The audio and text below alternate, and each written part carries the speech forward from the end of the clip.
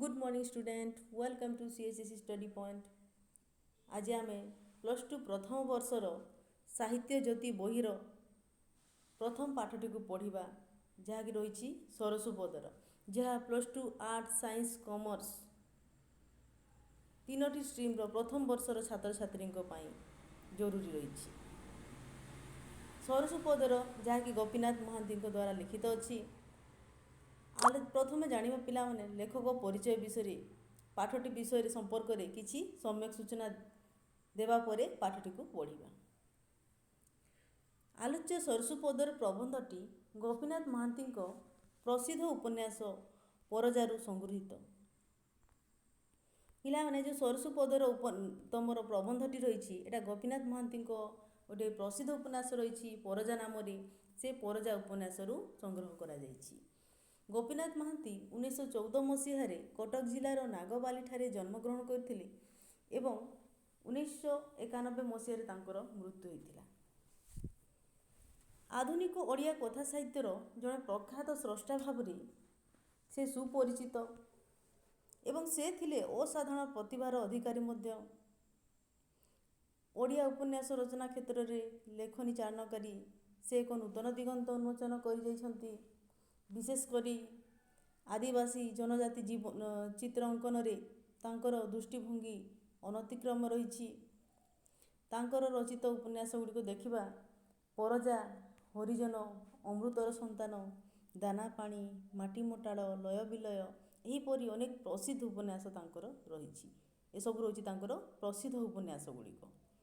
से उपन्यास छाड़ी से गल्प प्रबंध रचना कर जाइछन्ति। पिलाने ये आम प्रबंध विषय पाठटी विषय टी जाना जो जो परजा उपन्यास जो अणा ये परजा उपन्यासटी हूँ एक स्मरणीय उपन्यास। यही उपन्यास आरंभ ये सरसुपदर टी रही सरसुपदर ही यही उपन्यासटी आरंभ होती परजा उपन्यासटी। कोरापुटू लक्ष्मीपुर जीवा रास्तार धर्मद्वार घाटी निकटस्थ एक छोट गाँव हूँ सरसुपदर एवं यही सरसुपदर तीन जातिर लोक मैंने बसवास करछन्ति। परजा जाति गादबा आउ डंब ये तीन जातिर लोक पुणी एमान जो रही जो साही बा बस्ती जो से माने रही ताकू जेमती कि परजा जाति जो रही परजा साही कहुई आउ गादबा जाति रही गादबा साही डंब जातिर लोक जो बस्ती डंब साही बोली कहुई। तो जो परजा गादबा डंब प्राकृतिक परिवेश भितर गढ़ी उठी ये तीन जातिर जो रही एम प्राकृतिक परिवेश भितर गढ़ी ये गाँटी अत्यंत मनोरम हो उठी। जनजाति बा आदिवासी मनीषर जीवन चित्र सरसुपदर मिलता है। ये सरसुपदर ग्रामटी रे आमको जनजाति बा आदिवासी मनीषर जीवन चित्र देखा मिलता है। सर्वोपरि से सरल निष्कपट जीवनधारार सफल उदाहरण होची ये सरसुपदर गाँ। आदिवासी मानकर जो सरल रही निष्कपट जो जीवनधारा रही तार गोटे सफल उदाहरण भाव में ये सरसुपदर गाँ रही। गोपीनाथ महांती जड़े उच्च पदस्थ कर्मचारी भाव में कोरापुट नियुक्त होते मात्र से जो ये जो परजा उपन्यास को लिखिले तो से जड़े उच्च पदस्थ कर्मचारी भाव में लिखि ना एठार जड़े दरदी मनीष भाव जड़े दरदी मनीष भाव से यही आदिवासी जनजाति सरल निष्कपट जीवनधारा सफल रूपायन कर परजा उपन्यास। वास्तविक जिते ये पाठटी को आम पढ़ा तो ये पाठटी रे जनजातिर जीवन चर्चा उन्मोचित होची। ता सहित गोपीनाथ महांती जो लेखनी वर्णना रही से वर्णन ये जो पाठटी अत्यंत वास्तव और जीवनधर्मी हो उठी जहाँकि आम पाठकों को स्पर्श कर पारी। तो यहाँ थिला आमर लेखकों विषय एवं विषयटी संपर्क में किसी सम्यक सूचना देदेली मु वर्तमान पाठटी को पढ़ा। तो आम ये जानिलु कि जो सरसुपदर जो रही प्रबंधटी बा पाठटी सेटा गोपीनाथ महांती सुप्रसिद्ध उपन्यास ପରଜାରୁ ସଂଗୃହୀତ ହେଇଛି। କୋରାପୁଟରୁ ଲକ୍ଷ୍ମୀପୁର ଯିବା ରାସ୍ତାରେ ଲକ୍ଷ୍ମୀପୁର ମୋଟେ 1.5 ବର୍ଷ ଥାଇ ଯେଉଁ ଭୟଙ୍କର ଧର୍ମଦୁଆର ଘାଟି ପଡ଼େ, ଏପାଖୁ 40 ସେପାଖୁ 50 ପାହାଡ଼ ଠେଲାଠେଲି ଧକ୍କାଧକ୍କି ହୋଇ ମୁହାଁମୁହିଁ ହୋଇ ଠିଆ ହୋଇଛନ୍ତି। ସେଇ ଧର୍ମଦୁଆର ଘାଟିଠୁ ଉତ୍ତରକୁ କୋଶେ ଦୂରରେ ପଡ଼େ ଗୋଟିଏ ଛୋଟ ଗାଁ ସରସୁପଦର ଗୋଟିଏ ପାହାଡ଼ର ଢାଲୁରେ ଠିକ୍ ଅଣ୍ଟା ପାଖ। କୋରାପୁଟରୁ ଲକ୍ଷ୍ମୀପୁର ଯିବା ରାସ୍ତାରେ କ'ଣ ହେଉଛି, ଲକ୍ଷ୍ମୀପୁର ମୋଟେ 1.5 କୋଶ ଦୂର ଥାଇ ଲକ୍ଷ୍ମୀପୁର ନ ପହଞ୍ଚି ଯେତେବେଳେ ପହଞ୍ଚିନୁ 1.5 କୋଶ ଦୂର ବାକି ଅଛି ଲକ୍ଷ୍ମୀପୁର ପହଞ୍ଚିବା ପାଇଁ, ସେହି ସମୟରେ କ'ଣ ହେଉଛି, ଗୋଟିଏ ଭୟଙ୍କର ଧର୍ମଦୁଆର ଘାଟି ପଡ଼ୁଛି। ସେଠାରେ କ'ଣ ଅଛି, ଏପାଖୁ 40 ସେପାଖେ 50 ପାହାଡ଼ ଠେଲାଠେଲି ଧକ୍କାଧକ୍କି ହୋଇକି ମୁହାଁମୁହିଁ ଠିଆ ହୋଇଛନ୍ତି। ମାନେ ଏତେ ଘଞ୍ଚ ଜଙ୍ଗଲ, ଘଞ୍ଚ ଅରଣ୍ୟ ରହିଛି, ଆଉ ଘଞ୍ଚ ପାହାଡ଼ ମଧ୍ୟ ଅନେକ ଗୁଡ଼ିଏ ପାହାଡ଼ ରହିଛି ଲଗାଲଗି ହେଇକି। ସେଇ ଧର୍ମଦୁଆର ଘାଟିଠୁ ଉତ୍ତରକୁ କୋଶେ ଦୂରରେ, ତ ଯେଉଁ ଧର୍ମଦୁଆର ଘାଟି ରହିଲା, ସେ ଧର୍ମଦୁଆର ଘାଟିର ଉତ୍ତରକୁ କ'ଣ କେତେ ଯିବାର ଅଛି, କୋଶେ ଦୂରରେ ଗୋଟିଏ ଛୋଟ ଗାଁ ପଡ଼ୁଛି। ସେ ଗାଁଟିର ନାମ ହେଉଛି ସରସୁପଦର। ତ ଏଠି ଜାଣିଲ ନା, ଧର୍ମଦୁଆର ଘାଟିର ଉତ୍ତରକୁ କୋଶେ ଦୂରରେ ଗୋଟିଏ ଛୋଟ ଗାଁ ରହିଛି, ଯାହାର ନାଁ ହେଉଛି ସରସୁପଦର। ଗୋଟିଏ ପାହାଡ଼ର ଢାଲୁରେ ଠିକ୍ ଅଣ୍ଟା ପାଖ। ପାହାଡ଼ ତାର ଢାଲୁରେ ଠିକ୍ ଅଣ୍ଟା ପାଖ, ମାନେ ଠିକ୍ ପାହାଡ଼ର ମଝାମଝି ଅଞ୍ଚଳକୁ ଏଇ ଗାଁଟି ରହିଛି। ପାଖ ପାଖ ହୋଇ 3 ଜାତିର ଲୋକଙ୍କର ବସତି, 3 ମେଞ୍ଚି କୁଡ଼ିଆ ଘର। ତ ଏଇ ଯେଉଁ 3 ଜାତି ରହିଛନ୍ତି ଏଠି, ଦେଖ ଡମ୍ବ, ଗାଧବା ଆଉ ପରଜା 3 ଜାତିର ଲୋକ ରହିଛନ୍ତି। ତ ଏମାନେ ପାଖାପାଖି ହେଇକି ଏଇ 3 ଜାତିର ଲୋକମାନେ ବସତି ସ୍ଥାପନ କରିଛନ୍ତି, ସାହି ବା ବସ୍ତି ଭାବରେ ସେମାନେ ରହିଛନ୍ତି। 3 ମେଞ୍ଚି କୁଡ଼ିଆ ଘର ରହିଛି। ତ ଯେଉଁ ଡମ୍ବ ଜାତି ରହିଛନ୍ତି ତାଙ୍କୁ ଡମ୍ବ ସାହି, ଗାଧବା ଜାତିର ରହିଛନ୍ତି ଗାଧବା ସାହି, ଓ ପରଜା ରହିଛନ୍ତି ପରଜା ସାହି। ସାହି ମାନେ ବସ୍ତି। ଧାଡ଼ି ଧାଡ଼ି ଘର, ପୁଣି ଏମାନଙ୍କର ଘର କିପରି ରହିଛି, ଧାଡ଼ି ଧାଡ଼ି ହୋଇକି ରହିଛି। ଟଣିଅ ଝାଟିର ଜାଲିବାଳ ଭିତରେ ସାବୁକା ସାବୁକା ଜଣା ବା ମକା କ୍ଷେତ, ଲଙ୍କା ମରିଚ କ୍ଷେତ, ଧୂଆଁ ପତ୍ର କ୍ଷେତ, ତା ବାହାରେ ମାଣ୍ଡିଆ, ଅଳସୀ, ଜଡ଼ା, କାନ୍ଦୁଲ ମାନେ ବଡ଼ ହରଡ଼। ତ ଦେଖ ଟଣିଅ ଝାଟିର, ଟଣିଅ ଯେଉଁ ରହିଛି ଗୋଟିଏ, ତାର ଝାଟିର ଜାଲିବାଳ ଭିତରେ ଜାଲି ବାଳ କରାଯାଇଛି। ଟଣିଅ ଝାଟିରେ କ'ଣ କରାଯାଇଛି, ଜାଲି ବାଳ, ଜାଲି ତାର ମାନେ ଜାଲି ପରି ବାଡ଼ ଦିଆଯାଇଛି ଟଣିଅ ଝାଟିରେ। ଆଉ ସେ ଭିତରେ କ'ଣ ରହିଛି, ସାବୁକା ସାବୁକା ଜଣା ରହିଛି, ମକା ଚାଷ କରାଯାଇଛି, ମକା କ୍ଷେତ ରହିଛି, ଲଙ୍କା ମରିଚ କ୍ଷେତ ରହିଛି, ତାପରେ ଧୂଆଁ ପତ୍ର କ୍ଷେତ, ତା ବାହାରେ ମାଣ୍ଡିଆ, ଅଳସୀ, ଜଡ଼ା, କାନ୍ଦୁଲ ଏସବୁ ଚାଷ କରାଯାଇଛି। ମୋଟେ 22 ଘରର ବାସ। ମୋଟ କେତେ ଅଛି, 22 ଘରର ବାସ ରହିଛି। ଏହି ଗାଁର ପରଜା ସାହିର ଶୁକ୍ରୁଜାନି ତାର ଟିକି ସଂସାରକୁ ଘେନି ଖୁସି ବାସିରେ ହିଁ ଚଳୁଥିଲା। ଏ ଯେଉଁ ସରସୁପଦର ଗାଁ ରହିଛି, ଏଠି ପରଜା ସାହି, ଯେଉଁ ପରଜା ସାହି ରହିଛି, ଏଠାରେ ଯେଉଁ ଶୁକ୍ରୁଜାନି ରହିଛି, ସେ ତାର ଟିକି ସଂସାରକୁ ନେଇକି, ତାର ଛୋଟ ଟିକି ମାନେ ଛୋଟ ସଂସାରକୁ ନେଇ ଖୁସିରେ ଚଳୁଥିଲା। ମାଣ୍ଡିଆ ପେଜ ମଦିକ ସଞ୍ଜେ ସକାଳେ କେବେ ଉଣା ହୋଇନାହିଁ, ଅଣ୍ଟାର ଡରକୁ 4 ଆଙ୍ଗୁଠିଆ କୌପୁନୀ ଖଣ୍ଡିଏ ଲେଖା କେବେ ଅଭାବ ହୋଇନାହିଁ, ଭଲେ ମନ୍ଦେ ଚଳୁଛି। ମାଣ୍ଡିଆ ପେଜ ବା ଯାଉ କେବେ ତା ଘରେ କମ୍ ପଡ଼ିନାହିଁ।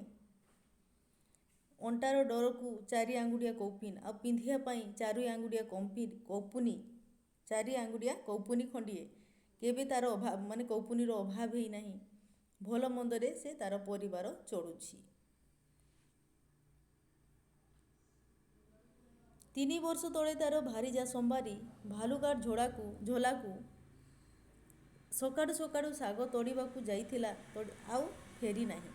ତ ଶୁକ୍ରୁଜାନିର ଭାରିଜା ଅର୍ଥ ହେଉଛି ସ୍ତ୍ରୀ। ଶୁକ୍ରୁଜାନିର ସ୍ତ୍ରୀ କ'ଣ ହେଇଛି, ତାର ନାମ କ'ଣ, ସମ୍ବାରୀ। ସେ 3 ବର୍ଷ ତଳେ କ'ଣ ଯାଇଥିଲା, ଭାଲୁଗାଡ଼ ଝୋଲାକୁ ସକାଳୁ ସକାଳୁ ଶାଗ ତୋଳିବାକୁ ଯାଇଥିଲା, ଆଉ ସେଠାରୁ ସେ ଫେରି ନାହିଁ। କ'ଣ ହେଇଛି ଦେଖ, କରାପଟିଆ ବୁଟାର ବୁଦାଗହଡ଼ରୁ ମଣିଷଖିଆ ମହାବଡ଼ ବାଘ ତାକୁ ଘୋଷାରି ନେଇଗଲା। ଯେଉଁ କରାପଟିଆ ବୁଟା ରହିଛି, ତାର ବୁଦାଗଡ଼ରୁ ଗୋଟେ ମଣିଷଖିଆ ମହାବଡ଼ ବାଘଟା ସମ୍ବାରୀକୁ ଘୋଷାରିକି ନେଇଯାଇଛି, ମାନେ ତାକୁ ମାରିକି ଖାଇ ଦେଇଥିବ, ତାର ମୃତ୍ୟୁ ହେଇଯାଇଥିବ। ତ ଯେତେ ଗୋଟେ ସମ୍ବାରୀର ମୃତ୍ୟୁ ହେଇଗଲା ତାପରେ ଶୁକ୍ରୁଜାନିର ସଂସାର ବୋଇଲେ କିଏ ଦେଖ। ଶୁକ୍ରୁଜାନିର ସଂସାର ବୋଇଲେ ନିଜେ ଶୁକ୍ରୁଜାନି, ବଡ଼ ପୁଅ ତାର ନାଁ ହେଉଛି ମାଣ୍ଡିଆ ଜାନି, ସାନ ପୁଅ ଟିକରା ଜାନି, ଆଉ ଝିଅ ଯୋଡ଼ିକ ଜିଲି ଓ ବିଲି।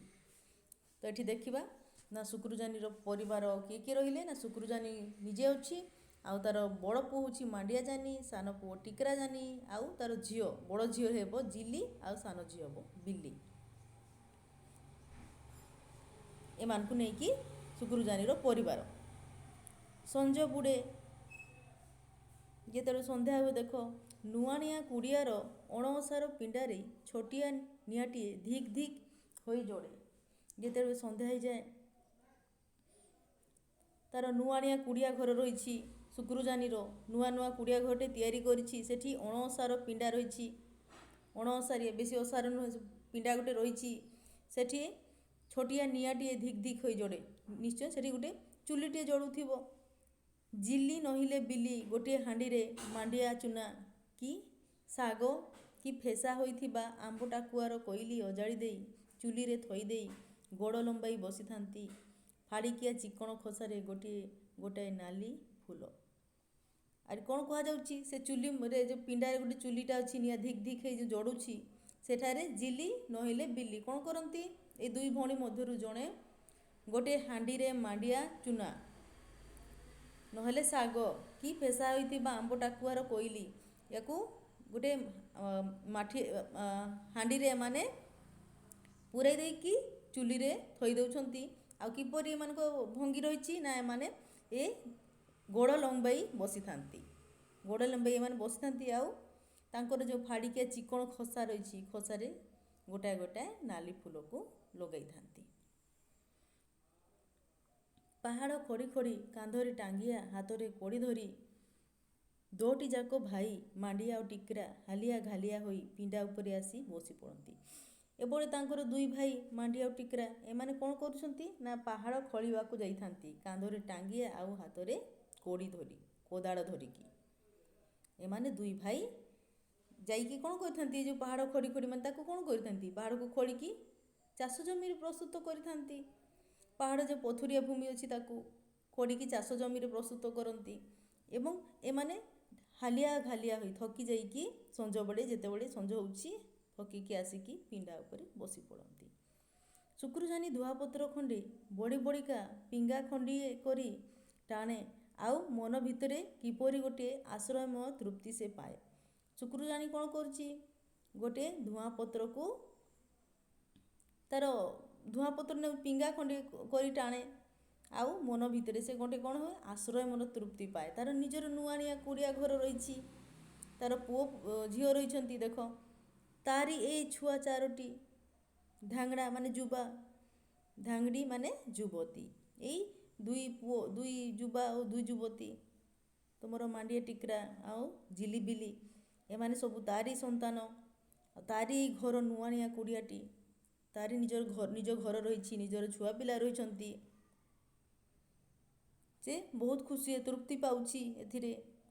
ଚାରି ପାଖରେ ପାହାଡ଼ ଜଙ୍ଗଲ, ଆଉ ମଥା ଉପରେ ଏତେ ବଡ଼ ଆକାଶ। ଆଉ ଯେତେବେଳେ ସେ ତାର ପିଣ୍ଡାରେ ବସିକି ଚାରିପାଖେ ଅନାଉଛି, ଚାରିପାଖେ କ'ଣ ଦେଖାଉଛି, ପାହାଡ଼ ଜଙ୍ଗଲ, ଆଉ ମଥା ଉପରକୁ ଯେତେବେଳେ ସେ ଅନାଉଛି ଏତେ ବଡ଼ ଆକାଶ ରହିଛି, ଏତେ ବଡ଼ ବିସ୍ତୃତି। ଏହା ଭିତରେ ବି ନିଜକୁ ସେ ଖୋଜିଲେ ପାଏ, ସେ ରହିଛି ବୋଲି ସେ ବୁଝେ। ଆଉ ଏତେ ବଡ଼ ବିସ୍ତୃତି, ଏତେ ବଡ଼ ଦୁନିଆରେ ସେ ନିଜର ଅସ୍ତିତ୍ୱକୁ ବୁଝେ, ନିଜେ ରହିଛି ବୋଲି ସେ ବୁଝେ। ଖଣ୍ଡିଏ ବୋଲି ବଖରା ଅନ୍ଧାର ବିଲି ବିଲି। ଆଉ ଶୁକ୍ରୁଜାନିର କ'ଣ ରହିଛି, ନୂଆଣିଆ କୁଡ଼ିଆ ଘରେ ଖଣ୍ଡିଏ ବୋଲି ଗୋଟିଏ କୋଠରୀ ରହିଛି, ଯେଉଁଟାକି ଅନ୍ଧାର ରହିଛି, ଅନ୍ଧାର ବିଲି ବିଲି। ଏଠି ପୁଳାଏ ଆମ୍ବ ଟାକୁଆ, ତେଲ ହେବା ପାଇଁ ସେ କୋଣରେ ଗଦାଏ ବାରିବାଇଗବା ମଞ୍ଜି, ପତରସିଆ କୁମ୍ପିରେ ପଶି ନହିଲେ ତଳେ ଅଜଡ଼ା ହୋଇ 8-10 ମାଣ ମାଣ୍ଡିଆ, 3-4ଟି ହାଣ୍ଡି, ଏଠି ସେଠି ଅଲରା ବଲରା ହୋଇ ଚାଳକୁ ଓହଳିଛି କୌପୁନୀ। ତାର ସେ ଗୋଟିଏ ମାତ୍ର ବଖରା ରହିଛି, ଖଣ୍ଡିଏ ମାତ୍ର ଯେଉଁ ବଖରା କିମ୍ବା କୋଠରୀ ରହିଛି, ଯେଉଁଟା ଅନ୍ଧାର ବିଲି ବିଲି ହେଇକି ରହିଛି, ସେ ଭିତରେ କ'ଣ ରହିଛି, ସେ ବଖରା ମଧ୍ୟରେ ଦେଖ, କେଉଁଠି ଆମ୍ବ ଟାକୁଆ ଗଦା ହେଇଛି, ତ କେଉଁଠି ତେଲ ହେବା ପାଇଁ କେଉଁ କୋଣରେ ଗୋଟିଏ କୋଣରେ କ'ଣ ହେଇଛି ନା ବାରି ପାଇଗବା ମଞ୍ଜି ରଖା ହେଇଛି। କାହିଁକି ନା ତେଲ ହେବା ପାଇଁ। ତାପରେ ପତର ସିଆ କୁମ୍ପିରେ ପଶି ରହିଛି, ସେ ପତ୍ରରୁ ସିଇଥାନ୍ତି କୁମ୍ପି ତିଆରି କରିଥାନ୍ତି ସେଠି। ନହେଲେ ତଳେ ଅଜଡ଼ା ହୋଇ 8-10 ମାଣ ମାଣ୍ଡିଆ, ପୁଣି ତଳେ କେଉଁଠି 8-10 ମାଣ ମାଣ୍ଡିଆ ଗଦା ହେଇକି ରଖାଯାଇଛି ସେ ଗୋଟିଏ ବଖରା ମଧ୍ୟରେ। 3-4ଟି ହାଣ୍ଡି ଆଉ 3-4ଟି ହାଣ୍ଡି ମଧ୍ୟ ସେଥିରେ ସେଇ ବଖରା ମଧ୍ୟରେ ରହିଛି। ଏଠି ସେଠି ଅଲରା ବୋଲରା ହୋଇ ଚାଳକୁ ଓହଳିଛି କୌପୁନୀ। ଆଉ କୌପୁନୀ ତାଙ୍କର ଯେଉଁ ବସ୍ତ୍ର 4 ଆଙ୍ଗୁଠିଆ ଯେଉଁ କପଡ଼ାରେ ସେମାନେ ପିନ୍ଧୁଛନ୍ତି ସେ ବସ୍ତ୍ର, ସେ କୌପୁନୀଟା ଏଠି ସେଠି ଅଲରା ବୋଲରା ହେଇକି ପଡ଼ିଛି। ଚାଳରୁ ଓହରିଛି, ଚାଳରେ ତାକୁ ରଖାଯାଇଛି।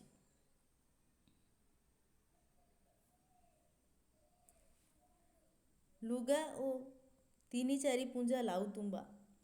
ଚାଳରେ କ'ଣ ରହିଛି? ଲୁଗା ରହିଛି, ତା ସହିତ ତୁମର କ'ଣ ଟଙ୍ଗା ହେଇଛି ଚାଳରେ? 3-4 ପୁଞ୍ଜା ଲାଉତୁମ୍ବା ଟଙ୍ଗା ହେଇଛି। ଜହିରେ ମାଣ୍ଡିଆ ଯାଉ ପୁରାଇ ବିଲକୁ ବାଟକୁ ନିଆଯାଏ। ଆଉ ଯେଉଁ ଲାଉତୁମ୍ବା ରହିଛି 3-4 ପୁଞ୍ଜା, ଏଇ ଯେଉଁ ଲାଉତୁମ୍ବାରେ କ'ଣ କରାଯାଏ? ସେଠି ମାଣ୍ଡିଆ ଯାଉକୁ ପୁରାଇକି ବିଲକୁ ନିଆଯାଏ। ତାପରେ କାନ୍ଥରେ ବାଟରେ ପତର ସିଆଁ ତଲରା ଓ ପିଠି ପଖିଆ ତଲାରୀ ବା ମୁଣ୍ଡର ଛତା। ପତର ସିଆଁ ତଲରା ରହିଛି କାନ୍ଥରେ, ନହେଲେ ଆଉ କ'ଣ ରହିଛି? ବା ପିଠି ପଖିଆ ତଲାରୀ ରହିଛି। ତଲାରୀ କହିଲେ ମୁଣ୍ଡର ଛତା, ମାନେ ପତ୍ରରେ ସିଲେଇ କରି ସେମାନେ ମୁଣ୍ଡର ଛତା, ବର୍ଷାରୁ ରକ୍ଷା ପାଇବା ପାଇଁ ଯେଉଁ ପିନ୍ଧିଥାନ୍ତି ମୁଣ୍ଡରେ ପତ୍ର ତିଆରି, ସେଇଟା ହେଉଛି ତମର ତଲାରୀ, ଯାହାକୁ ମୁଣ୍ଡର ଛତା କୁହାଯାଇଛି। ଏତିକି ଘେନି ତାର ଘର କଅଣା। ଏତିକିକୁ ନେଇକି ତାର ଘରର ସାମଗ୍ରୀ ଅଟେ। ସବୁ ହେଉଛି ତାର ଘରର ସାମଗ୍ରୀ, ସବୁ ଅଡ଼ିଆ ଦଡ଼ିଆ। କିନ୍ତୁ ଏଇ ଅଡ଼ିଆ ଦଡ଼ିଆ ଶୁକ୍ରୁଜାନିକୁ ଭଲ ଲାଗେ। ଛାତ ତଳେ ନାକ କାନ ରୁନ୍ଧା ମଠୁଆ ମଠୁଆ ଧୂଆଁ ତାକୁ ଭଲ ଲାଗେ, କାରଣ ସବୁ ତାର, ତେଣୁ ତାକୁ ଭଲ ଲାଗେ। ତ ଏତିକି ନେଇ ତାର ଘର କଅଣା ରହିଛି, ଆଉ ସବୁଟା ଅଡ଼ିଆ ଦଡ଼ିଆ ହେଇକି ରହିଛି। କିନ୍ତୁ ଏଇ ଅଡ଼ିଆ ଦଡ଼ିଆ ରହିଥିଲେ ମଧ୍ୟ ଏଇଟା ଶୁକ୍ରୁଜାନିକୁ ଭଲ ଲାଗୁଛି। ଆଉ ଛାତ ତଳେ ଯେତେବେଳେ ତମ ନିଆଁ ଜଳା ଯାଉଛି, ତ ତାର ଧୂଆଁ କୁଆଡ଼େ ଯାଇ ନପାରି ସେ ଛାତ ତଳେ ସେ ନାକ କାନ ରୁନ୍ଧା ମଠୁଆ ମଠୁଆ ଧୂଆଁ ଉଡ଼ୁଛି, ତ ଏ ଧୂଆଁ ମଧ୍ୟ ତାକୁ ଭଲ ଲାଗୁଛି, କାରଣ ଏସବୁ ତାର ଅଟେ। ତେଣୁ ସଞ୍ଜ ବୁଡ଼େ ଢେଉ ଢେଉକା ପୂର୍ବ ଘାଟର ପାହାଡ଼ ଉପରେ, ଛିରିକି ପଡ଼େ କେତେ ରଙ୍ଗ, ମଥାରେ ଅବିର, ପାଖରେ ହଳଦୀ ଗୁଣ୍ଡା, ତଳର ଗହୀର ଜଙ୍ଗଲରେ ସମୁଦ୍ରର ନେଡ଼ିକଡ଼ା ନେଡ଼ିକଡ଼ା। ସଞ୍ଜ ଯେତେବେଳେ ବୁଡ଼ି ଯାଉଛି, ସୂର୍ଯ୍ୟାସ୍ତ ହୋଇଯାଉଛନ୍ତି, ଢେଉ ଢେଉକା ପୂର୍ବ ଘାଟର ପାହାଡ଼ ଉପରେ ଛିଟିକି ପଡ଼େ କେତେ ରଙ୍ଗ। ପିଲାମାନେ ଦେଖିବ ସୂର୍ଯ୍ୟାସ୍ତ ସମୟରେ କ'ଣ ହେଇଥାଏ ନା ପାହାଡ଼ ଉପରେ, ଯେମିତି ସୂର୍ଯ୍ୟଙ୍କର ଶେଷ କିରଣଟା ଉପର ଅଞ୍ଚଳ ମାନଙ୍କରେ ପଡ଼ିଥାଏ, ପାହାଡ଼ ଉପରେ ହେଉ କି ଗଛ ଉପରେ ଯେଉଁ ଉପର ଜାଗା ମାନଙ୍କରେ ତାଙ୍କର ଶେଷ କିରଣ ଗୁଡ଼ିକୁ ପଡ଼ିଥାଏ ସୂର୍ଯ୍ୟାସ୍ତ ପୂର୍ବରୁ, ତ ଯେଉଁ ସେଇଟା ହିଁ ପାହାଡ଼ ଉପରେ ଛିଟିକି ପଡ଼େ କେତେ ରଙ୍ଗ। ମଥାରେ ଅବିର, ମାନେ ମୁଣ୍ଡ ଭାବରେ ଯେମିତି ପାହାଡ଼ର ମଥାରେ ଅବିର ଛିଞ୍ଚିଲା ପରି, ପାଖରେ ହଳଦୀ ଗୁଣ୍ଡା, ଆଉ ତୁମର ହଳଦୀ ଯେଉଁ ରଙ୍ଗର ତୁମର କିରଣ ରହିଯାଇଥାଏ ପାଖରେ, ତଳ ଅଞ୍ଚଳରେ କିଛି ମାତ୍ରାରେ ଯେଉଁଠି ପଡ଼ିପାରେ। ତଳର ଗହୀର ଜଙ୍ଗଲରେ ସମୁଦ୍ରର ନେଡ଼ିକଡ଼ା ନେଡ଼ିକଡ଼ା। ଆଉ ତଳର ଗହୀର ଜଙ୍ଗଲରେ ଯେଉଁ ତୁମର ନଦୀ ଗୁଡ଼ିକ ରହିଛି, ସେଠି ନେଡ଼ିକଡ଼ା ନେଡ଼ିକଡ଼ା ଦେଖାଏ। ନଦୀ ରଙ୍ଗ ଯେଉଁ ତୁମର ଏଠି କୁହାଯାଉଛି ନେଡ଼ି ରଙ୍ଗ ରହିଛି, ତ ସେଥିରେ ଗଛମାନଙ୍କର ଛାଇ ପଡ଼ିକି ନେଡ଼ିକଡ଼ା ନେଡ଼ିକଡ଼ା ଦେଖାଯାଉଛି। ଶୁକ୍ରୁଜାନି ବିଶ୍ୱାସ କରେ ଯେ ସବୁରି କର୍ତ୍ତା ଗୋଟାଏ ଲେଖାଁ ଭୂତ ବା ଡୁମା। ଏଇଟା ଅଣ୍ଡରଲାଇନ୍ କରିଦେବ। ଶୁକ୍ରୁଜାନି କ'ଣ ବିଶ୍ୱାସ କରେ ନା ଏସବୁ ଯେଉଁ କରୁଛନ୍ତି, ଏସବୁ ଯେଉଁ ହେଉଛି, ସୂର୍ଯ୍ୟୋଦୟ ସୂର୍ଯ୍ୟାସ୍ତ, ଦିନ ରାତି, ସଞ୍ଜ ସକାଳ, ଆକାଶ ଜଙ୍ଗଲ ଯାହା ବି ରହିଛି, ଏସବୁରି କର୍ତ୍ତା କିଏ ନା ଗୋଟିଏ ଲେଖାଏଁ ଭୂତ ବା ଡୁମା ଏସବୁ କରୁଛି ବୋଲି ବିଶ୍ୱାସ କରେ। ମନର ତୃପ୍ତିରେ ବିଚାରି ବସେ କେଉଁ ଯାଦୁକର ଡୁମା ଏସବୁ ଗଢ଼ିଛି। ତାପରେ ବିଚାର କରେ କେଉଁ ଯାଦୁକର ଡୁମା ଅଛି ଯେ ଏପରି ଗଢ଼ିଛି, ଏସବୁକୁ ଗଢ଼ିଛି। ଆକାଶ ଆଉ ଜଙ୍ଗଲ, ସଞ୍ଜ ଆଉ ରାତି, ଏ ଆକାଶ ଜଙ୍ଗଲ ସଞ୍ଜ ରାତି ଏସବୁ କେଉଁ ଯାଦୁକର ଡୁମା ଗଢ଼ିଛି। ଆଉ କେଉଁ ଡୁମା ଆଣିଦିଏ ସୌଭାଗ୍ୟ ଆଉ ଆନନ୍ଦ। କେଉଁ ଡୁମା ଅଛି ଯେ ଆମକୁ ଖୁସି, ସୌଭାଗ୍ୟ, ଆନନ୍ଦ ଆଣି ଦେଇଥାଏ। ଆଉ କେଉଁ ଡୁମା ଅଛି ଯିଏ ଆଣିଦିଏ ଝଡ଼ ତୋଫାନ ଦୁଃଖ ଦୁର୍ଦ୍ଦଶା, କିଏ ସିଏ ବୋଲି ସେ ନିଜ ମଧ୍ୟରେ ପ୍ରଶ୍ନ ପଚାରି ଉଠେ। ନିଜକୁ ନିଜେ ପ୍ରଶ୍ନ ପଚାରି ଉଠେ। ଏପାଖ ପାହାଡ଼ର ମଥାନରୁ ତଳ ପର୍ଯ୍ୟନ୍ତ ଖାଲି ପାହାଚ ପାହାଚ ଚାଷ। ଏଠି ପାହାଡ଼ ଉପରେ ପିଲାମାନେ ମାନେ ଚାଷ ଜମି ତିଆରି ପ୍ରସ୍ତୁତ କରୁଛନ୍ତି। ପାହାଡ଼କୁ କାଟିକି, ପାହାଡ଼ରେ ଯେଉଁ କାଟିକି କହିଲେ ତାକୁ ଯେଉଁ ପଥୁରିଆ ଅଞ୍ଚଳ ଅଛି ତାକୁ କୋଦାଳରେ କୋଡ଼ିକି, ସେଠି ଯେଉଁ ଗଛ ବୁଦା ଅଛି ତାକୁ ସଫା କରିକି, ଏସବୁ କରିକି ତାକୁ ସେମାନେ ଚାଷ କରୁଛନ୍ତି। ତ ଯେତେବେଳେ ଏମାନେ ଚାଷ ଜମିରେ ବୁଣଉଛନ୍ତି ତଳୁ ଉପରୁ ଯାଏ ପାହାଡ଼କୁ, ସେଇଟା ପାହାଚ ପାହାଚ ସିଢ଼ି ଆକାରରେ ଦେଖାଯାଉଛି। ପାହାଚ ପାହାଚ ଚାଷ ହେଇଛି। ପାହାଡ଼ ତଳେ ଚାଲିଯାଇଛି ଗୋଟିଏ ଭୀମଙ୍କ ଲଙ୍ଗଳ ସିଅ ବା ଝୋଲା ପାହାଡ଼ି ନଦୀ। ଭୀମଙ୍କ ଲଙ୍ଗଳ ସିଅ ପରି ଗୋଟିଏ ପାହାଡ଼ି ନଦୀଟେ ଚାଲିଯାଇଛି। ସେଥିରେ କବ କବ କରି ଡେଇଁ ଡେଇଁକା ପାଣି ଚାଲେ। ଯେହେତୁ ପଥୁରିଆ ଭୂମି, ତ ସେଠି କ'ଣ ହୁଏ, ପାଣିଟା ପଥରରେ ଯେତେବେଳେ ସହିତ ସ୍ପର୍ଶ କରେ ସେତେବେଳେ କ'ଣ ହୁଏ, ତାର ଗୋଟେ ଶବ୍ଦ ସୃଷ୍ଟି ହୁଏ। ସେଇ ଶବ୍ଦକୁ କବ କବ ଶବ୍ଦ ସୃଷ୍ଟି ହୋଇଥାଏ। ଆଉ ସେ ପଥର ସବୁକୁ ଡେଇଁ ଡେଇଁକି ଯେଉଁ ଚାଲେ, ପାଣିଟା ଆଗକୁ ବଢ଼ି ଚାଲେ, ସେଇଟା ହିଁ କୁହାଯାଉଛି। ତା ସେପାଖକୁ ଅରାଏ ଢିପତଡ଼ ଭୂମି। ତାର ସେପାଖରେ ତ ଏଇ ଯେଉଁ ନଦୀ ରହିଛି ପାହାଡ଼ି ନଈ, ତାର ସେ ପାଖରେ କ'ଣ ରହିଛି, ଢିପତଳ ଭୂମି ରହିଛି। ତ ସନ୍ତସନ୍ତିଆ ରହିଛି ସେ ଭୂମିଟା। ସେ ସନ୍ତସନ୍ତିଆ ଭୂମିରେ ଭଲ ଧାନ ଚାଷ ହୁଏ ବୋଲି କହେ। ସେଥିରେ ଧାନ ହୁଏ କାହିଁକି ନା ଆମର ଧାନ ଚାଷ ପାଇଁ ଜଳ ଟିକେ ଅଧିକ ଦରକାର। ତ ଯେହେତୁ ଏଇଟା ସନ୍ତସନ୍ତିଆ ଭୂମି, ତ ସେଥିଯୋଗୁଁ ସେଠାରେ ଧାନ ଭଲ ହୋଇଥାଏ। ଧାନ ହୁଏ, ଧାନ ଚାଷ ହୁଏ। ତା ତେଣିକି ଚାରିପାଖେ ଗୋଲେଇ ହୋଇ ଢାଙ୍କି ରହି ତଳୁ ଉଠି ଉଠିକା ସାନ ବଡ଼ କେତେ ପାହାଡ଼ ଖଞ୍ଜି ହୋଇଛି ଅଗ୍ନାଗ୍ନି ବନସ୍ତ ବୁଢ଼ା ବୁଢ଼ା ପର୍ବତ। ତା ତେଣିକି ତା ଟିକେ ଆଗରେ କ'ଣ ରହିଛି, ଚାରିପାଖେ ଗୋଲେଇ ହୋଇ ଢାଙ୍କି ହୋଇ ତଳୁ ଉଠି ଉଠିକା ସାନ ବଡ଼ କେତେ ପାହାଡ଼ ରହିଛି ଖଞ୍ଜି ହେଇକି, ଗୋଟେ ପରେ ଗୋଟେ ଲଗାତାର ହେଇକି ଚାରିପାଖେ ଯେମିତିକି ଗୋଲେଇ ହେଇକି, ଚାରିଆଡ଼େ ଗୋଲେଇ ହେଇକି, ଯେମିତି ଗୋଲେଇ ହେଇକି ପାହାଡ଼ର ଖଞ୍ଜି ହେଇକି ରହିଛି। ଅଗ୍ନାଗ୍ନି ବନସ୍ତ, ଘଞ୍ଚ ବନସ୍ତ ରହିଛି। ଅଗ୍ନାଗ୍ନି ବନସ୍ତ ବୁଢ଼ା ପର୍ବତ। ସେ ପର୍ବତର ଅଗ୍ନାଗ୍ନି ତୁମର ବନସ୍ତ ରହିଛି, ଘଞ୍ଚ ଜଙ୍ଗଲ ରହିଛି। ଆଉ ଏଇଟା ରହିଛି ବୁଢ଼ା ପର୍ବତ ସଦୃଶ। ଆଉ ତାର ଯେଉଁ ବୁଢ଼ା ପର୍ବତ କୁହାଯାଇଛି, ତାର ଚାରିଆଡ଼େ ଛୋଟ ଛୋଟ ପାହାଡ଼ ପର୍ବତ ଗୁଡ଼ିକ ଲଗାଲଗି ହେଇକି ରହିଛି।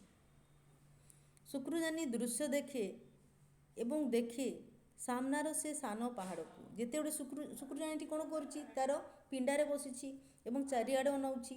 ଚାରିଆଡ଼େ ଯେତେବେଳେ ସେ ଦୃଶ୍ୟ ଦେଖୁଛି, ସାମ୍ନାରେ ସେ କ'ଣ ଦେଖିଛି, ସାନ ପାହାଡ଼କୁ ଦେଖିଛି, ଯାହାର ମୁଣ୍ଡକୁ ସେ ଆଉ ଲବକନ୍ଧ ମିଶି ଢୁ ଢୁ ବରଷାରେ କୁରାଢ଼ୀରେ ହାଣି ଚନ୍ଦା କଲେ ବର୍ତ୍ତମାନ ତାର ଚାଷଭୂମି। ତ ଏଠି ଅଣ୍ଡରଲାଇନ୍ କରିବ, ଏଠି ଶୁକ୍ରଜାନି ଆଉ ଲବକନ୍ଧ ମିଶିକି ଢୁ ଢୁ ବର୍ଷାରେ କୁରାଢ଼ୀରେ ହାସିକି ସାନ ପାହାଡ଼କୁ ଚନ୍ଦା କରିଥିଲେ। ତୁମର ପ୍ରଶ୍ନ ରହିଛି, କି ଆଉ ଶୁକ୍ରଜାନି ମିଶି, କି ଶୁକ୍ରଜାନି କାହା ସହିତ ମିଶି ଢୁ ଢୁ ବର୍ଷାରେ ସାନ ପାହାଡ଼କୁ ଚନ୍ଦା କରିଥିଲେ, କୁରାଢ଼ୀରେ ହାଣ୍ଡି ଚନ୍ଦା କରିଥିଲେ। ତ ଆନ୍ସର୍ ହେବ ତୁମର ଲବକନ୍ଧ। ତ ଶୁକ୍ରଜାନି ଦେଖେ, କ'ଣ ଦେଖେ ନା, ସାମ୍ନାରେ ଗୋଟେ ସାନ ପାହାଡ଼ଟେ ରହିଛି। ଆଉ ସେ ସାନ ପାହାଡ଼ର ମୁଣ୍ଡକୁ ମାନେ ତାର ଉପରି ଭାଗକୁ କ'ଣ ହେଇଥିଲା, ଲବକନ୍ଧ ସହିତ ମିଶି ସେମାନେ ଯେଉଁ ବର୍ଷା, ଝଡ଼ ତୋଫାନ ବର୍ଷାରେ ଢୁ ଢୁ ବର୍ଷା ଆସୁଥିଲା, ସେହି ସମୟରେ ସେମାନେ ତାକୁ କୁରାଢ଼ୀରେ ହାଣ୍ଡି ହାଣିକି ଚନ୍ଦା କରିଥିଲେ, ମାନେ ଚାଷ ଜମିରେ ପ୍ରସ୍ତୁତ କରିଥିଲେ। ବର୍ତ୍ତମାନ ସେ ସାନ ପାହାଡ଼ର ଉପର ଅଞ୍ଚଳଟି ହେଉଛି ଶୁକ୍ରଜାନିର ଚାଷଭୂମି। ଆଉ ଦୃଶ୍ୟ ଦେଖେ ଆପଣାର ଭବିଷ୍ୟତର କେଉଁ ଉପକାରୀ ଡୁମାର ହାତ ଲାଗି ସବୁ ସୁନ୍ଦର ହେଇଛି। ଆଉ ସେ ଦୃଶ୍ୟ କ'ଣ ଦେଖେ, ସେ ଗୋଟେ ପ୍ରକାର ଏଠି ସ୍ୱପ୍ନ ଦେଖୁଛି ଶୁକ୍ରଜାନି।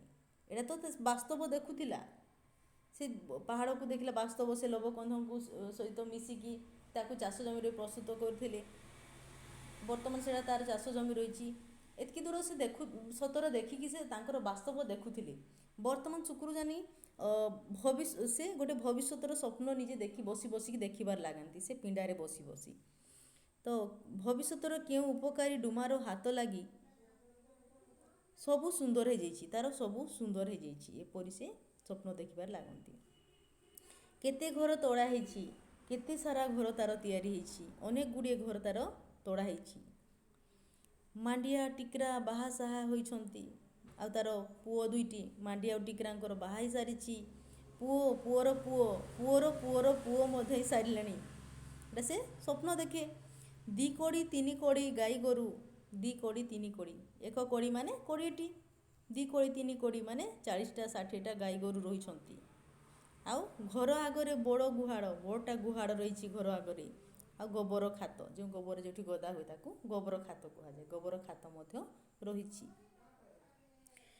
ଆଉ ଚାରିକରର ଯେତେ ସାନ ବଡ଼ ପାହାଡ଼, ସେଠି ଜଙ୍ଗଲ ସଫା ହୋଇ ଖାଲି କ୍ଷେତ କ୍ଷେତ କ୍ଷେତ, ପୁଅର ନାତିର ତା ନାତିର।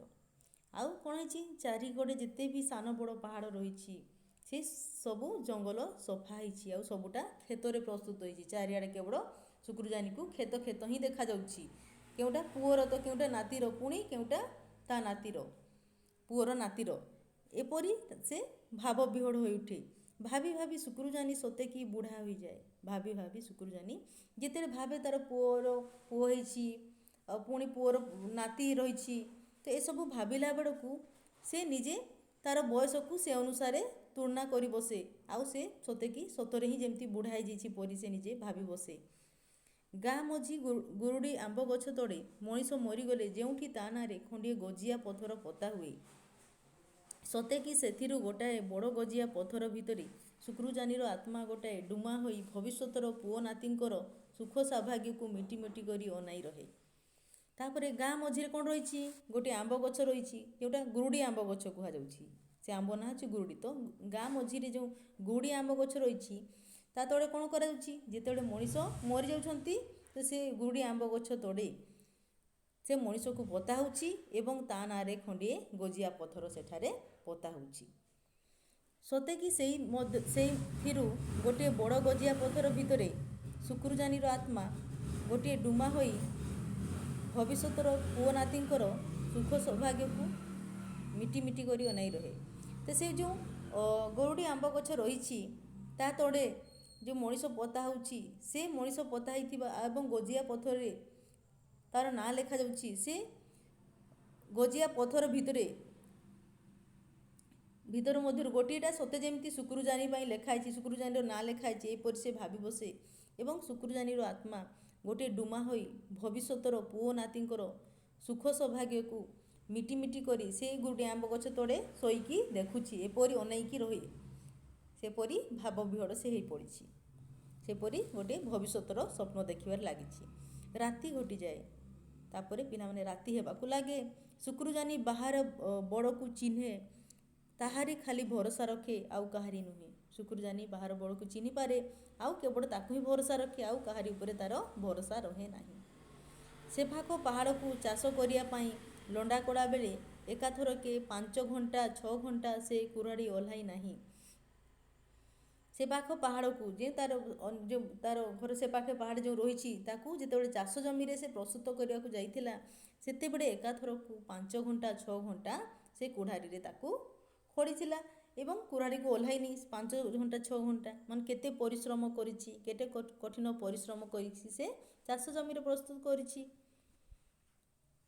ଅଧିକାରୀ ବା ହାକିମ ସାହେବଙ୍କର 2 ମୋହଣ ଓଜନ ବୋଝକୁ କାଉଡ଼ି ଅର୍ଥ ତୁମର ବାହୁଙ୍ଗି କରି ଏକୁଟିଆ ସେ ଉଠାଇ ନେଇ ପାହାଡ଼ ଡଙ୍ଗର ଝୋଲା ନାଳ ଲଙ୍ଘି କେତେଥର ମାଙ୍କଡ଼ ଝୋଲା କି ଖାକିରିଗୁମା ବଙ୍ଗଳାରେ ପହଞ୍ଚେଇ ଆସିଛି। କଷେ ଗଲେ ପଇସାଟିଏ। ତ ଶୁକ୍ରଜାନୀ ଆଉ କ'ଣ କାମ କରିଛି ନା, ଅଧିକାରୀ ବା ହାକିମ ସାହେବଙ୍କର ଯେତେବେଳେ 2 ମୋହଣ ଓଜନ ବୋଝକୁ ସେ ବାହୁଙ୍ଗି କରିକି ଏକୁଟିଆ ଉଠାଇକି ପାହାଡ଼ ବଣ ଝୋଲା ନାଳ ଡଙ୍ଗର ମାନେ ବଣ ସବୁ ଲଙ୍ଘିକି ସେ କେତେଥର ମାଙ୍କଡ଼ ଝୋଲା କି କାକିରିଗୁମା ବଙ୍ଗଳାରେ ପହଞ୍ଚେଇଛି। ଆଉ ଗୋଟେ କୋଷ ଗଲେ କେତେ ମିଳେ, ପଇସାଟିଏ। ଆବୁଆ ବଡ଼ୁଆ ଦେହର ଗୋଡ଼ ପେଣ୍ଡା ତାର ପଥର ଅଣ୍ଡରଲାଇନ୍ କରିବ। ତ ଶୁକ୍ରଜାନୀର ଯେଉଁ ଆବୁଆ ବଡ଼ୁଆ ଦେହରେ ତାର ଗୋଡ଼ ପେଣ୍ଡାଟା କ'ଣ ହେଇଛି, ସେ ପାହାଡ଼ିଆ ଜଙ୍ଗଲରେ ଚାଲି ଚାଲିକି ପଥର ହେଇଯାଇଛି। ଚମଡ଼ାଟି ତାର ବର୍ଷାତି। ଆଉ ତାର ଚମଡ଼ା କିପରି କାମ କରୁଛି ନା, ବର୍ଷାତିର କାମ କରି ଶୁକ୍ରଜାନୀର ଚମଡ଼ା। କାଏଲା ପଡ଼େ ନାହିଁ। କାଏଲା ଅର୍ଥ ବେମାର, ରୋଗ। ସେ କେବେ ରୋଗରେ ପଡ଼େ ନାହିଁ ଶୁକ୍ରଜାନୀ। ଅଳସ ହୁଏ ନାହିଁ, ତାକୁ ଅଳସୁଆ ମଧ୍ୟ ହୁଏ ନାହିଁ। ବୟସ 50କୁ ଧକ୍କା ଖାଇଲା। ଅଣ୍ଡରଲାଇନ୍ କରିବ। ଶୁକ୍ରଜାନୀର ବୟସ 50କୁ ଧକ୍କା ଖାଇଲା ମାନେ 50ରୁ ପାର ହେଲାଣି। 50 ବର୍ଷରୁ ଅଧିକ ହେଲାଣି ଶୁକ୍ରୁଜାନୀକୁ। ମାଣ୍ଡିଆ ଜାନି ଠିକ୍ ତାହାରି ପରି, ମାଣ୍ଡିଆ ଜାନି କାହା ପରି ନା ଶୁକ୍ରୁଜାନୀ ପରି, ଠିକ୍ ଶୁକ୍ରୁଜାନୀ ପରି। ଟୋକା ଦିନେ ଯାହା ସେ ଥିଲା ତାହା ହିଁ ରହିଛି। ଛୋଟବେଳେ ସେ ଯେମିତି ଥିଲା ବର୍ତ୍ତମାନ ମଧ୍ୟ ସେୟା ହିଁ ରହିଛି। ବୃଷଭ ଦେହ, ତାର ବୃଷାଳ ଦେହ ରହିଛି, ତାର ବିରାଟ ଶରୀର ରହିଛି। ଆଉ ମୁହଁ ପିଲା ମୁହଁ ପରି ସଡ଼, ତାର ମୁହଁ ଏବେ ମଧ୍ୟ ପିଲାଙ୍କ ମୁହଁ ପରି ସଡ଼ ଭାବ ରହିଛି। ଭୋକ ଶୋଷ ମାନେ ନାହିଁ ଖାଲି ହସ, ଯେତେ ଭୋକ ଶୋଷ ଯାହା ବି ଅବସ୍ଥାରେ ଥିଲେ ସେ ସବୁବେଳେ ତାର ମୁହଁରେ ହସ ଫୁଟି ଉଠିଥାଏ। ଏଟା କିଏ? ମାଣ୍ଡିଆ ଜାନିର ବର୍ଣ୍ଣନା। କିନ୍ତୁ ଟିକରାଟା ତା ମଲା ମାଆକୁ କେବଳ ମନେ ପକାଇ ଦିଏ। ଅଣ୍ଡରଲାଇନ୍ କରିବ। ସେହିପରି ଡବ ଡବ ଆଖି, ତର ତର କଥା। ଆଉ ଟିକରାଟା କ'ଣ ଅଛି? ତାର ଡବ ଡବ ଆଖି ଅଛି, ଆଉ ତରତରିଆ କଥା ଲାଗିଥାଏ ସେ। ଆଉ ତାକୁ ଦେଖିଲେ ତା ମଲା ମା ସମ୍ବାରୀକୁ ମନେ ପଡ଼େ। ମାନେ ତା ସମ୍ବାରୀ ମା ପରି ରହିଛି ଟିକରା। ସଞ୍ଜର ନିଆଁ ପାଖେ ବଉଁଶ କୁଟୁମ୍ବ ମିଶି ଭଲ ପତଙ୍ଗଟିଏ ବସେ। ସଞ୍ଜ ଯେତେବେଳେ ହେଇଯାଏ ତ କ'ଣ ହେଉଛି, ଏମାନେ ସମସ୍ତେ ଏଇ ଯେଉଁ ଜିଲିବିଲି ମଧ୍ୟ ରହୁଛନ୍ତି, ଆସୁଛନ୍ତି। ଆଉ ତୁମର ମାଣ୍ଡିଆ ଜାନି, ଟିକରା ଜାନି ଏମାନେ ମଧ୍ୟ କାମ କରି ଫେରୁଛନ୍ତି। ଶୁକ୍ରୁଜାନୀ ମଧ୍ୟ ରହୁଛି, ତାର କାମ କରିକି ଫେରୁଛି। ଆଉ ସଞ୍ଜ ସମୟରେ ଏମାନେ ମିଶିକି ଗୋଟେ ତାଙ୍କର ପିଣ୍ଡାରେ ବସୁଛନ୍ତି। ତଳର ଝୋଲାରୁ ପାଣି ମାଠିଆ ଧରି ନସର ପସର ହୋଇ ଜିଲିବିଲି ଆସନ୍ତି। ତଳେ ଯେଉଁ ଝୋଲାଟା ରହିଛି ସେଇଠୁ ସେମାନେ ପାଣି ମାଠିଆ ଧରିକି ଜିଲି ଆଉ ବିଲି ନସର ପସର ହେଇକି ଆସନ୍ତି। କାରଣ ଏମାନଙ୍କର ଯେଉଁ ଘର ରହିଛି, ଏମାନଙ୍କର ବାସସ୍ଥାନ ଯେଉଁ ରହିଛି, ଏଇଟା ପାହାଡ଼ର ଠିକ୍ ମଝି ଅଞ୍ଚଳ ରହିଛି, ଅଣ୍ଟାଏ ପାଖରେ ରହିଛି। ମାନେ ତଳୁ ଏମାନେ ପାହାଡ଼କୁ ଚଢ଼ିକି ପାହାଡ଼କୁ ଚଢ଼ୁଛନ୍ତି, ତଳୁ ଯାଇକି ପାଣି ଆଣୁଛନ୍ତି ଆଉ ଉପରେ ଚଢ଼ୁଛନ୍ତି। ହସ ଖେଳ ଥଟ୍ଟା ନକଲ। ଆଉ ଏମାନେ ଯେତେବେଳେ ପାଣି ନେଇକି ଆସୁଛନ୍ତି, ତଳୁ ଝୋଲାରୁ ଉପରକୁ ଉଠୁଛନ୍ତି, ଏମାନେ ବିଭିନ୍ନ ହସ ଖେଳ ଥଟ୍ଟା ନକଲ କରିକି ଆସୁଛନ୍ତି। ଏଥିରୁ ଦେଖ ଜଣାପଡ଼ୁଛି ଏମାନେ ଯେତେ ତାଙ୍କର କର୍ମ ସମୟ ହେଉ କି କୌଣସି ସମୟ, ଏମାନେ ସବୁବେଳେ ହସ ଖୁସିରେ ତାକୁ ବିତାଉଛନ୍ତି। ଶୁକ୍ରୁଜାନୀ କାନରୁ ଦରପୋଡ଼ା ପିଙ୍ଗା ଖଣ୍ଡିଏ ଟାଣି ନେଇ ନିଆଁ ଲଗାଏ। ଶୁକ୍ରୁଜାନୀ କ'ଣ କରୁଛି? ଗୋଟିଏ ଦରପୋଡ଼ା ତାର ପିଙ୍ଗା, ତୁମର ଧୂଆଁ ପତ୍ର ଯେଉଁ ରହିଛି ତାକୁ ତାର କାନ ପାଖରେ ଯେଉଁ ଖସି ଦେଇକି ରଖିଥିଲା, ଦରପୋଡ଼ା ହେଇକି ଅଧା ପିଇକି, ତାକୁ ବାହାର କରିକି ନିଆଁ ଲଗାଏ ସେଠାରେ।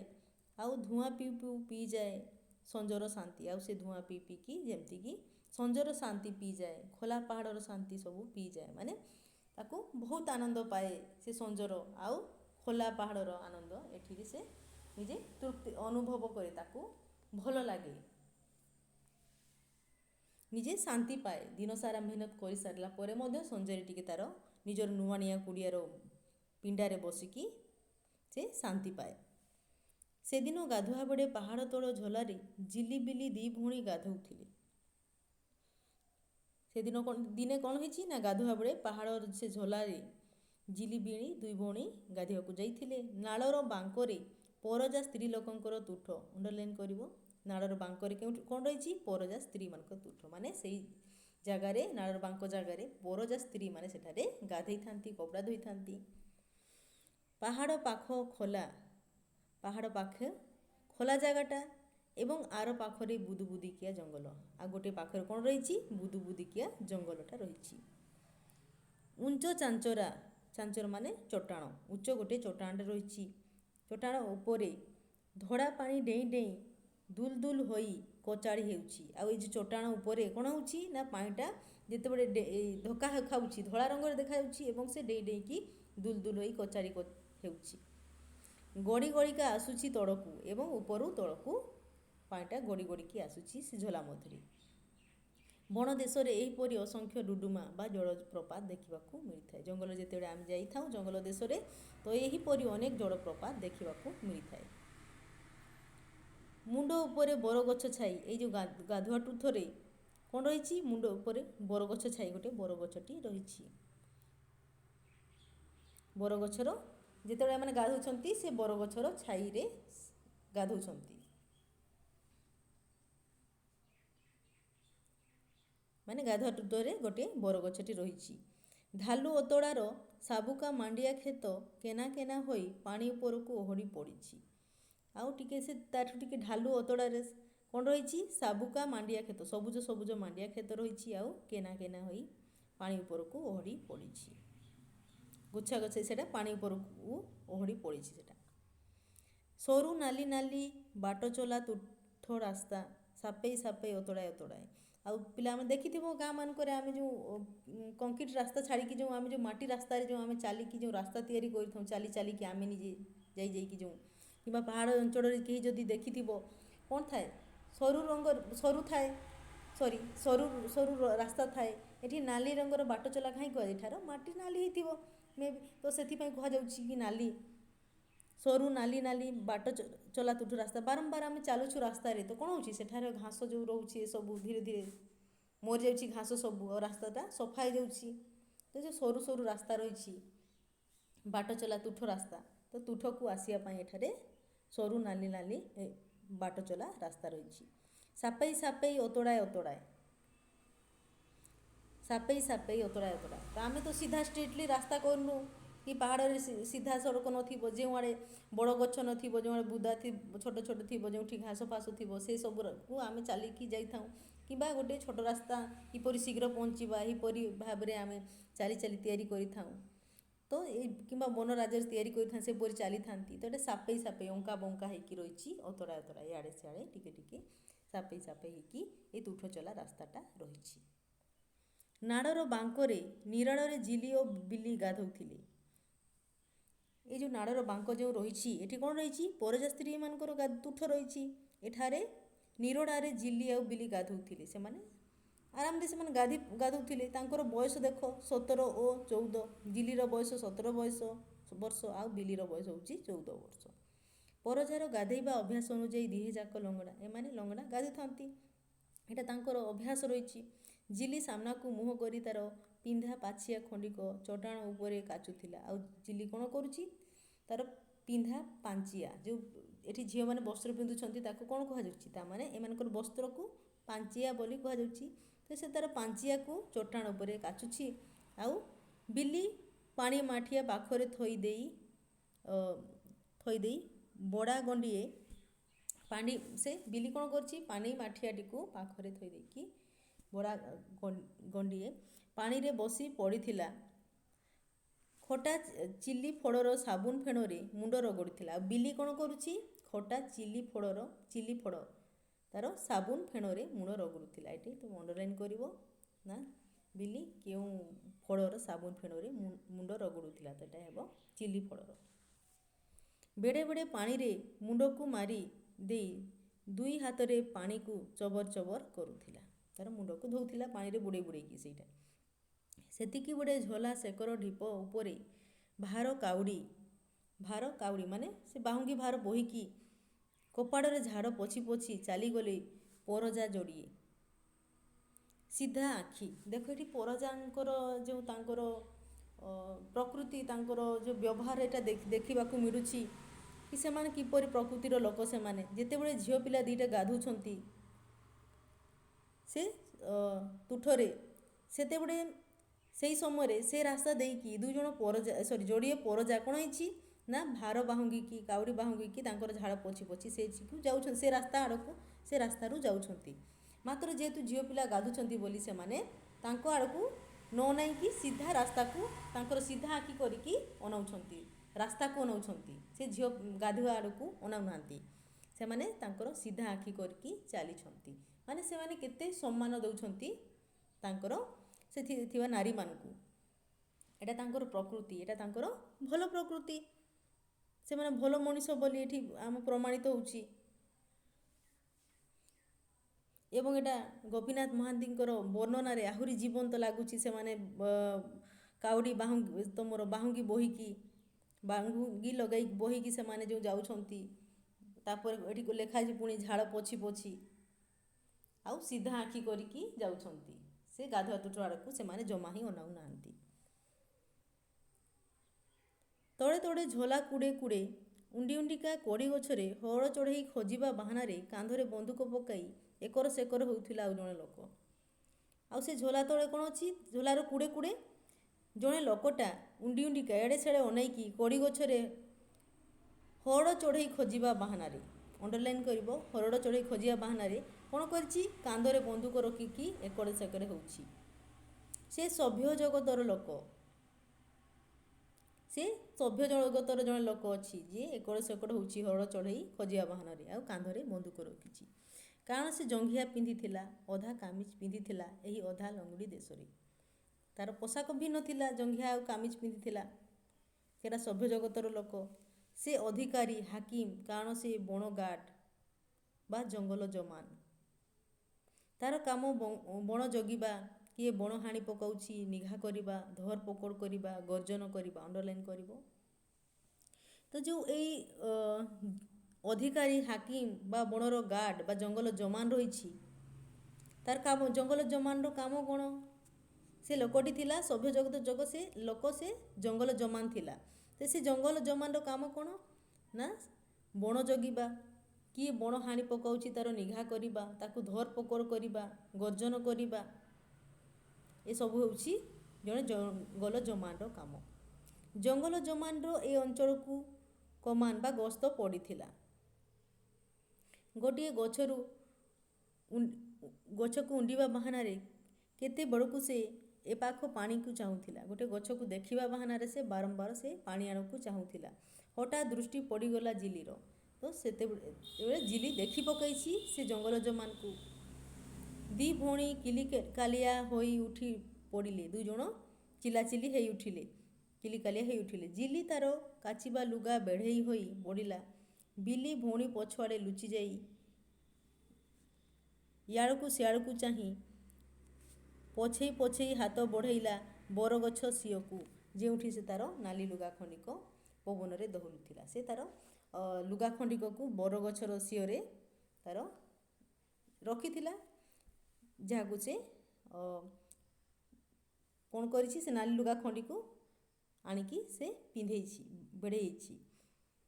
ହସରେ ହସରେ ଝୋଲାରୁ ପାଣି ଛଡ଼ ଛଡ଼ ହେଇ ଉଠିଲା, ଛଡ଼ ଛଡ଼ ହେଇ ଉଠିଲା। ତ ଏମାନଙ୍କର ଦୁଇ ଭଉଣୀଙ୍କ ହସରେ ଯେମିତିକି ସେ ଝୋଲାର ପାଣିଟା ଛଡ଼ ଛଡ଼ ହେଇ ଉଠିଲା। ଜମାନ ହସି ହସି ଛପିଗଲା ବୁଦା ଉଆଡ଼ରେ, ଏବଂ ଏମାନଙ୍କର ପାଟିତୁଣ୍ଡ ଶୁଣିକି ଜମାନ ଲୁଚି ଯାଇଛି ସେ ବୁଦା ଉଆଡ଼ରେ। ତର ତର କରି ଗାଧୁଆ ଶେଷ କରି ଅଧା ଲୁଗା ଫଡ଼ ଫଡ଼ କରି ଦି ଭଉଣୀ ମାଠିଆ କାଖେଇ ଦୋହଲି ଦୋହଲିକା ଉଠିଗଲେ ପାହାଡ଼ର ଢାଲୁଏ ଢାଲୁଏ। ଅଦୃଶ୍ୟ ହେବା ଯାଏ ଜଙ୍ଗଲ ଜମାନ ଚାହିଁ ରହିଲା। ଆଉ ଦୁଇ ଭଉଣୀ ଶୀଘ୍ର ଶୀଘ୍ର କ'ଣ କଲେ, ଗାଧୁଆ ଶେଷ କଲେ ଏବଂ ଲୁଗା ପିନ୍ଧିକି ମାଠିଆରେ ପାଣି ଭରିକି ଏମାନେ ପାହାଡ଼ର ଢାଲୁଏ ଢାଲେ ଉଠିଗଲେ ପାଣି ଧରିକି, ଏବଂ ସେ ଜଙ୍ଗଲ ଜମାନଟି ତାଙ୍କୁ ଅଦୃଶ୍ୟ ହେବା ଯାଏ ଚାହିଁ ରହିଲା। ନାକ ଫୁଲାଇ ଆଖିରେ ନିଆଁ ଜାଳି ଉଠପଡ଼ ଛାତିରେ ଏକା ଜାଗାକେ ଠିଆ ହୋଇ ଚାହିଁ ରହିଲା ଜଙ୍ଗଲ ଜମାନ। ତାପରେ ସିଟି ମାରି ମାରି ବୁଲାଣି ବାଟରେ ଧୀରେ ଧୀରେ ସେ ଗାଁ ଆଡ଼କୁ ଚାଲିଲା। ହରଡ଼ ଚଢ଼େଇ ଲୁଚି ସାରିଥିଲେ, ପାଗ ବିଗିଡ଼ିଗଲା, କାନ୍ଧରେ ବନ୍ଧୁକର ବୋଝ ଭାରି ଭାରି। ତାପରେ ଜଙ୍ଗଲ ଜମାନ ତାର କାମ ଅଛି, ସେ ସିଟି ମାରି ମାରି ଜଙ୍ଗଲରେ ବୁଲିବା, ସେ କିଏ ଗଛ ହାଣୁଛି, କିଏ କ'ଣ କରୁଛି ସବୁ ଦେଖିବା, ତଦାରଖ କରିବା। ତାପରେ ସେ କ'ଣ କରିଛି, ସିଟି ମାରି ମାରି କୁଆଡ଼େ ଗଲା, ବୁଲାଣି ବାଟରେ ଧୀରେ ଧୀରେ ଗାଁ ଆଡ଼କୁ ଗଲା। ଏଟା ମଧ୍ୟ ଅଣ୍ଡରଲାଇନ୍ କରିବ, ତୁମର ସର୍ଟ କ୍ୱେଶ୍ଚିନ୍ ଅଛି। କୁଆଡ଼େ ଗଲା ନା ଗାଁ ଆଡ଼କୁ ଜଙ୍ଗଲ ଜମାନ ଯାଇଛି। ହରଡ଼ ଚଢ଼େଇ ଲୁଚି ସାରିଥିଲେ, ଆଉ ତୁମର ପାଗ ଏଠି କ'ଣ କରିଛି, ପାଗ ବିଗିଡ଼ିଥିଲା, କାନ୍ଧରେ ଏଠି ବନ୍ଧୁକର ବୋଝ ଜଙ୍ଗଲ ଜମାନଙ୍କୁ ଭାରି ଭାରି ଲାଗିଛି। ଆଜି ଏତିକି ପଢ଼ିବା, ନେକ୍ସଟ କ୍ଲାସ୍ ବାକି ପଢ଼ିବା। ମୋର ଆଶା ଅଛି ତୁମେ ବୁଝିଥିବ। ଯଦି ବୁଝିପାରିନ କମେଣ୍ଟ ସେକ୍ସନରେ କମେଣ୍ଟସ୍ କରି ଜଣାଇବ। Thank you.